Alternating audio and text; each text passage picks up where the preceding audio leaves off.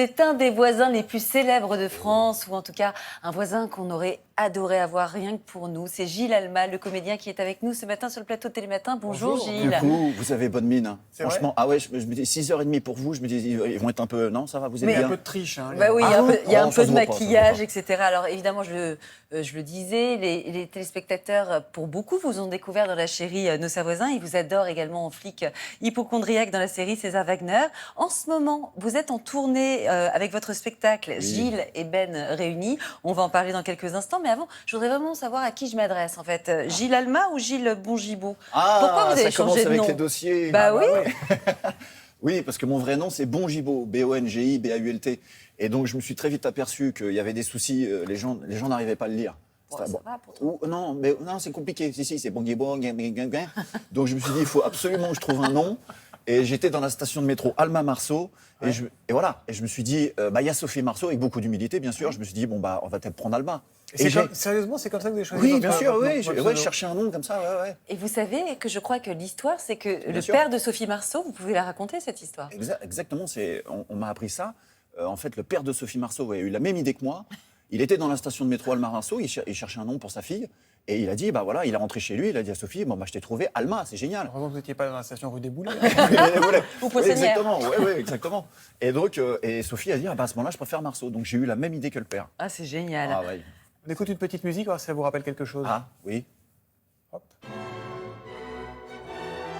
bien entendu. N'est-ce pas? Bah oui. Tout un programme. C'est tout un programme, le programme notamment de votre spectacle Gilles et Ben réunis. Vous vous apprêtez à vous marier dans le spectacle et vous faites appel à votre ami d'enfance que vous désignez comme témoin. Il est joué par Benoît Joubert, votre partenaire. Donc un témoin pour préparer ce grand jour et comme vous l'imaginez, rien ne va se passer comme prévu. Je vous propose qu'on regarde un extrait du Je veux spectacle. bien. Ils ont vécu toute leur vie ensemble. J'aimerais faire pareil, moi, voilà. Mais si, c'est magnifique. Moi, ma grand-mère, elle a rencontré mon grand-père, elle était en CE2. Ouais, ton grand-père était esthète. Vous vous rendez compte, 80 ans de mariage. Vous savez ce que c'est comme noces, 80 ans de mariage? Le chêne, tout à fait. Et ça, à mon avis, c'est pour les habituer à l'odeur du bois. Hein? Vous avez péché? Vous voulez vous confesser? Mais vous ne pouvez pas vous déplacer. Ce n'est pas grave. Oh non, non, non, non. Avec Chrétien, dépannage express. En moins de 5 minutes, nous intervenons. L'église, quelle classe? Curé se déplace. Une idée.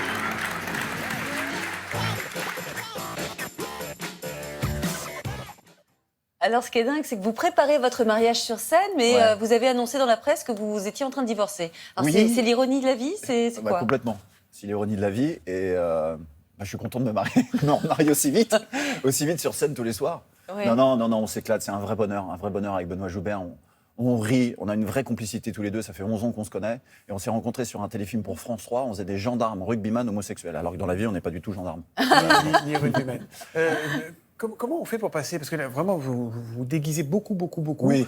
C'est une passion de gamin, ça? Parce que jouer plusieurs personnages, c'est le rôle d'un comédien, mais se déguiser comme ça, jouer avec les vêtements, c'est un truc qui vous vient d'où, ça? Il y a plusieurs choses. On avait chacun un spectacle. Moi, je faisais beaucoup de stand-up avant de faire ce spectacle. Et j'en avais un peu marre d'être seul avec mon micro. Ouais. Donc, j'ai pris déjà un partenaire.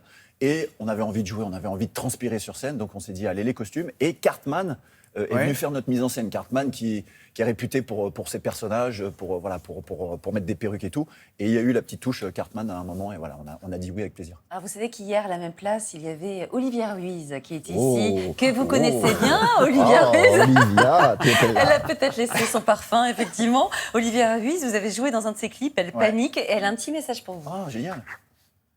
Salut Gilles, je suis venue te chauffer la place à Télématin puisque j'étais là hier et je voulais savoir si tu avais vu que tous les jeunes sur TikTok s'emparent de la chanson Elle panique. J'ai bien peur que tu sois obligé bientôt de ressortir ton costume de ma vieille caboche tout blanc. Alors bonne chance, je t'embrasse. C'était quoi ce costume? C'est un nuage, un mouton? En C'est quoi, fait, ce truc-là? dans sa chanson, elle dit qu'elle a des soucis dans sa tête, elle panique, elle a des soucis. Et donc, j'étais la représentation de ses soucis. Ah. Bon, voilà, D'accord. J'inspire ça. Vous savez que ça va buzzer malheureux. maintenant. malheureux. Tout le monde va la voir. Vous avez posté des unes de magazines sur Instagram avec votre acolyte Benoît Joubert. En fait, on va les voir, hein, ces unes. Vous êtes éclatés. Vous n'arrêtez jamais, en fait. Oui, alors ça représente ce qu'on est aussi un peu sur scène, on s'éclate, quoi. Il n'y a pas de limite. On part en impro, on est avec les gens. Vraiment, et puis c'est une bouffée d'oxygène. J'adore Vanity Fair, vous êtes magnifique. On est beau, hein, on est pas mal, hein. Il y a quelque chose. Hein. Il y a quelque chose, ouais. On connaît le one-man show, on connaît les pièces et les troupes de théâtre, mais 2 sur scène comme ça, c'est facile ou pas? On se dit comme ça que ça doit être plus compliqué. Ah non, c'est un bonheur. C'est vrai? Alors, on a l'habitude régulièrement, surtout moi, c'est vrai, d'oublier de temps en temps le texte. Ouais. Et c'est peut-être les meilleurs moments du spectacle. Parce qu'on part en impro, voilà, on s'interdit rien, et puis on est avec les gens, et les gens nous suivent. Et j'ai l'impression vraiment qu'on est beaucoup plus fort à deux. Et vous glissez des petites peaux de banane ou pas l'un l'autre? Alors ça commence, oui. Ouais. Sérieusement. C'est vrai? Ah oui, Vous visitez un peu? on en est à la 18e représentation et ça commence, j'imagine, à la 200e. D'accord. Ça n'a rien à voir avec la première. Oui, c'est pour ça que le spectacle change tous les soirs.